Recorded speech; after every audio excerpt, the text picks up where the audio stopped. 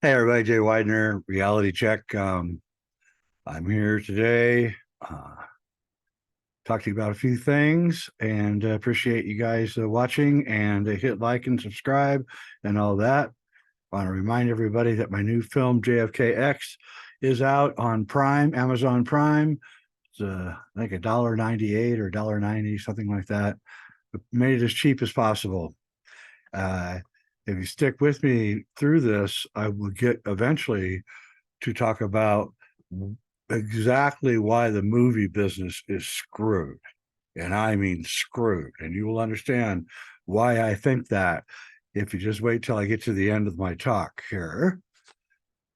So I'm going to see here. Yeah. All right. So I'm going to try to do a share screen here. So I'm going to do an update on the Hendaye Cross. Let me see how I do this. Desktop.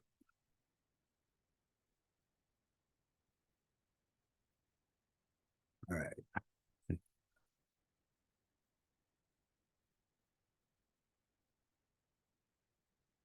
Folks. There we go.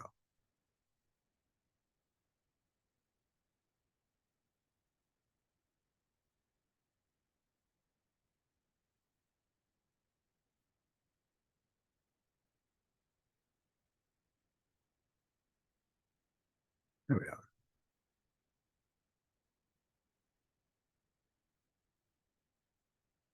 All right. So this is the Henday Cross, the sun side. This is on the faces south. And we've all, ever since Vincent and I first started looking into all this, the one thing that we were mystified by was what these four objects are around the very angry exploding sun. And we did not know. And we had many discussions over it for hours. We thought it might be the four inner planets would get most affected by a solar outburst. So we thought it might be Mercury, Venus, Earth, and Mars.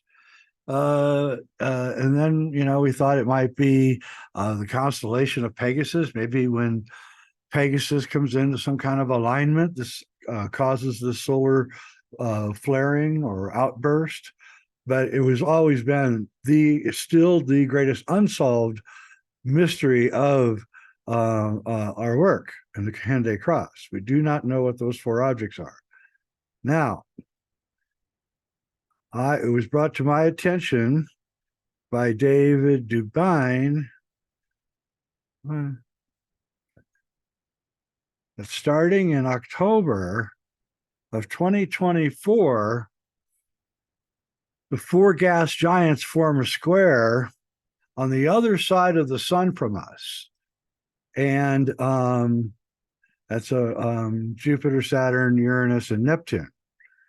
And I thought that was, and it's a very rare thing that happened. The last time it happened was apparently in 78 AD. Forgive me for my stumbling around. So it begins like at the end of this year and travels all the way into 2025. We're going to have all those gas giants are going to be on the opposite side of the sun from us. And that is very rare experience. Okay. Now, David talks about this happening, that the gas giants are going to form their own electromagnetic field, and the sun's going to have its own electromagnetic field, and we're going to be caught right in the middle of these two. And that will actually be two crossing electromagnetic fields, which could have quite a bit of effects. And this goes back into the whole, idea of cymatics, where when the pattern in cymatics changes from one geometry to another, there's this area of immense confusion and chaos. And this could be that moment where the maximum chaos happens only for us to regroup on the other side. Let me see what this is. And this is again from David Dubine. These are the plasma patterns that he says, could happen at this time.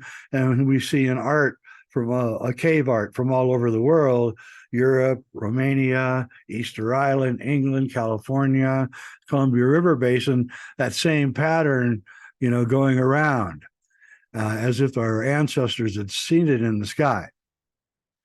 And so maybe, just maybe, that's what this is about. And then I was watching Sean David Morton, and he was talking about how the pull of the four gas giants against the sun will cause the plasma skin of the sun to get pulled around towards where the gas giants are.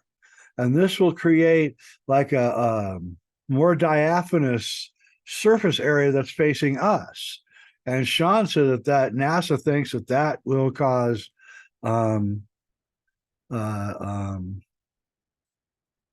solar flares. Hang on. So he says that's going to cause solar flares. That the thin plasma skin facing us, because the gas giants are pulling the skin of the sun away from us, that's going to cause like a lot more activity and could be a very dangerous time period. So I'm not saying it's for certain, but it is, the sun did turn white. I mean, it used to be yellow, and nobody can really explain why it turned white.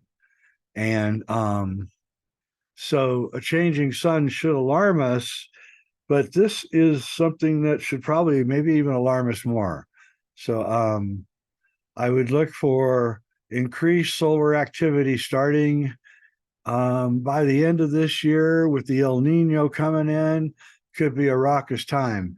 And then all through 2024, we're going to have the eclipse and total eclipse through the southern part of the United States in April of 2024. That's going to be a big event. And then in October, the Great Square begins. And it's going to be quite magnificent to view, I would imagine. So anyway, that's my update on the Cross of Hendaye. Let's hope I'm wrong. And let's hope that everything just turns out all right. But we never know. And since everything is driven by the sun, you'd be a fool to ignore the sun. So now I want to talk to you about why the movie business is screwed. Maybe forever. So the movie business was already screwed because the Me Too movement kind of stopped a lot of the debauchery that was being used to raise money to make movies. They were essentially selling off the actors and actresses, the producers were. And this was a known thing going on in Hollywood all the way back to the beginning.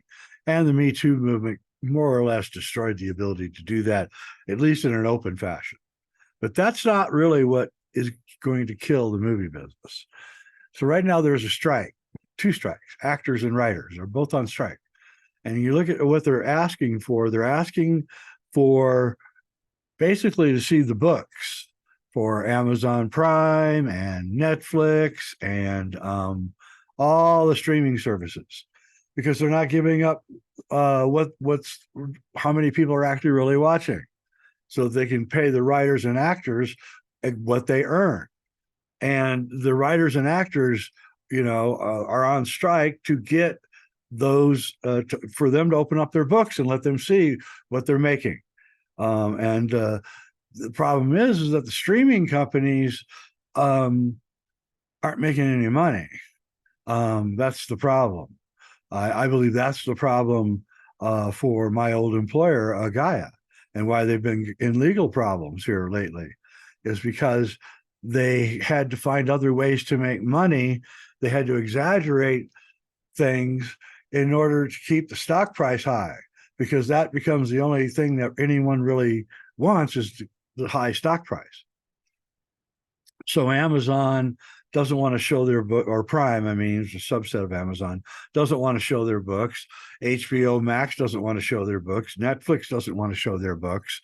They're not giving any precise numbers, and the writers and the actors are demanding that they get precise book and it's not going to happen.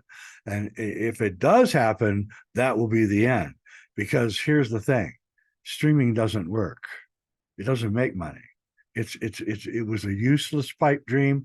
It was a pot of gold at the end of the rainbow that wasn't really there. And Hollywood made the manifold mistake of choosing it as its only real source of revenue outside of theatrical release. So you're screwed. It used to be, you have a film and you would go to the theater if you're lucky. And two, it would go out on DVD. Three, go to all the big blockbuster stores and all those stores so people would rent it. And then three, you'll go to cable. And then fourth, well, there wasn't really a fourth, but it would go to cable. Oh, yeah, network. Fourth, it would finally end up on network television where the ads are. So you had four revenue streams for making money on a film, and now today you have one: streaming. And all you can do is, go around to each streaming network and move your film around, hoping that somebody's going to watch it, when there's just a gut of load of stuff to watch. So your film just gets lost unless you do something like I did with JFKX, which is a specialty market, a really good title, and a good film too. So people will, it has its already built-in pop culture icon that will help sell the film. And that's how I'm going to do all my films from now on, using pop culture as the surface of the film, and then do a deep dive into other things. So Hollywood has completely screwed itself, and it can't make money. And streaming doesn't work. It just doesn't. I mean, it isn't working. Netflix is now surfacing again after crashing. But nobody wants to show their numbers, because if they show their numbers, like the writers and the actors are asking for, then the stock prices will all drop, because everyone will see that nobody's watching. They were watching during COVID. So COVID came in, everybody got stuck home in that ridiculous scenario.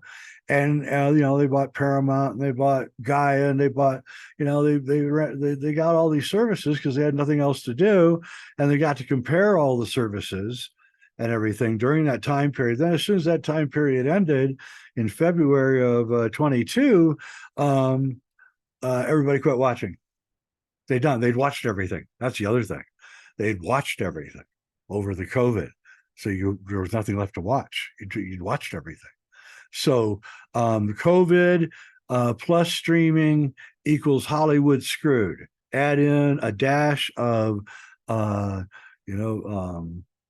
Tooism to stop some of the sexual nature of how Hollywood worked, and you have the complete death of Hollywood. Now, it is going to die. Trust me, it's going to die. But I think it's a good thing. I think that the last 20 years have been painful, really painful. It's just all sequels and remakes and redos, and nobody wants to take a chance on anything. I believe that Hollywood movies began falling apart in around 2008. And have been in free fall for 15 years, and are going to continue their free fall until they're dead, and that will be soon. But in their stead will come films like JFKX, which will be just small, industrious films that are done by people who just have a passion for filmmaking, who pick cool subjects that are kind of unknown into the larger world. And so there's still a huge amount, and making a film with just a few people means that selling it to Prime or Netflix, it can actually make its money back and maybe make a tiny profit. So for small filmmakers, the future is like ours. But for all the big productions, they're gonna die off. It's going to be really, really interesting to watch what happens over the next 5 years. I predict it'll take 20 years for it to collapse. So the collapse started in 2008. And so we're now at 15 years. So 5 more years until it completely crashes. You'll see, yeah, like Disney bet the farm on their streaming service, and they're not making any money. They don't want to tell you that. You see, it used to be that you would write a screenplay or come up with a great idea, and then you would raise money and you would shoot it, and then you'd play the roulette game of trying to get your film into some kind of distribution.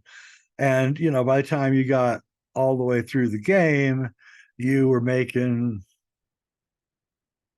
10% if you were lucky, maybe 20 if you were really lucky, of the net, not gross. So the gross is how much it costs to make the film, how much it costs to market the film, how much it costs to distribute the film, and that's all that comes off. And then that's the gross, and then the net is what's left, and it usually wasn't much. So even in the old days, filmmaking's always been a really dicey game, and I guess I'm just really fortunate to have made a living off of it. When I saw so many of my friends who were fellow filmmakers, crash and burn. And I don't know if it was luck or what it was, but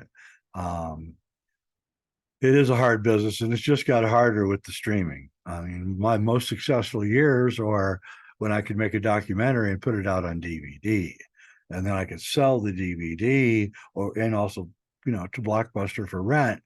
And, I could bring in a lot of money, and a low budget film. I think I spent one film I spent about $10,000 on, and we made over 300,000 back in those days, which I could never do on streaming services. I'll never make 300,000 ever again. So, it's over. Filmmakers have to adjust to what is about to happen to us, because it really is the film apocalypse. And cinema will never be the same. Try to get copies of all your favorite films, and in whatever way you can, so that you can have something to watch, because you're not going to have probably much of any value to watch over the next 5 years as this situation completely deteriorates. We'll know the trigger point will be if the writers and the actor strike works, and they actually have to open up the books and give up the ghost. If that happens, and we find out exactly what I know they're going to find, because I have experience in all of this, then it's going to be the end, and it's going to be a crash and burn. It's going to be bloody. And I think we're actually right at the beginning of it, because I'm noticing a lot of productions are suddenly getting canceled.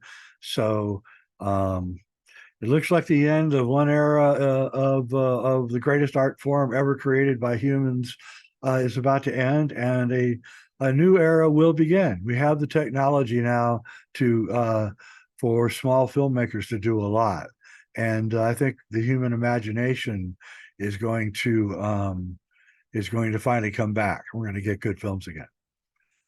Anyway, that's my thesis on how the world is going to end. No, I'm just kidding.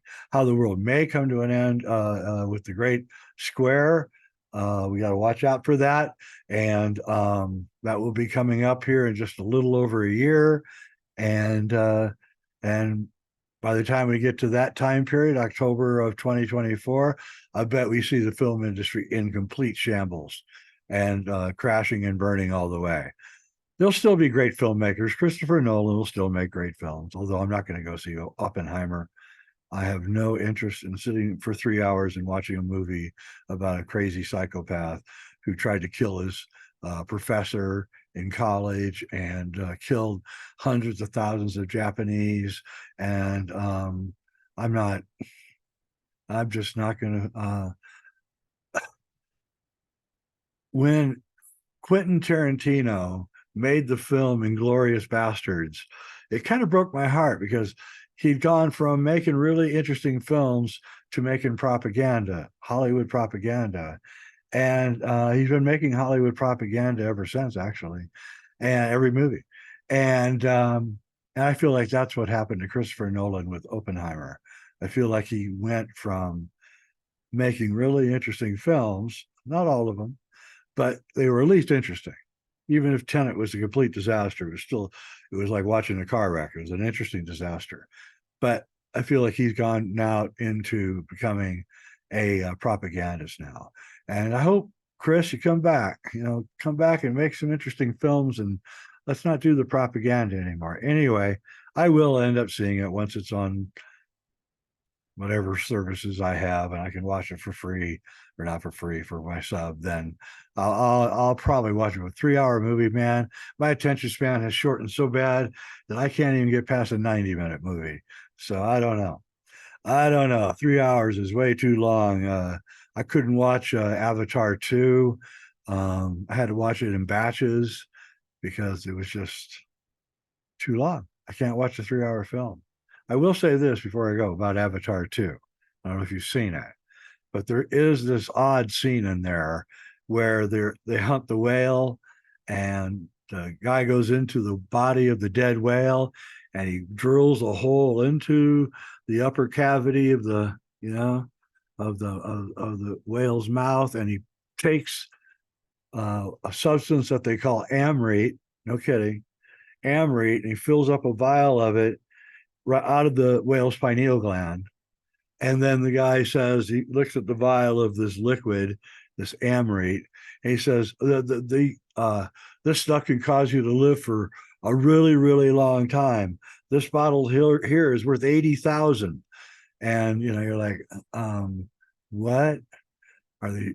The movie's main plot device is that the humans are fishing the whales in Pandora, and then the only thing they're doing is stealing the secretion out of the whale's pineal gland, calling it amrite, which is the Vedic word for the excretions that come out of the pineal gland that promise to cause immortality. And this is the main plot device in Avatar 2. So I don't know. I, I I don't know. And I like how no one is talking about it. Very strange. All right. That's it. I'm Jay Weidner. This is Reality Check. Thanks for watching. And I hope you enjoyed my rant on the movie business.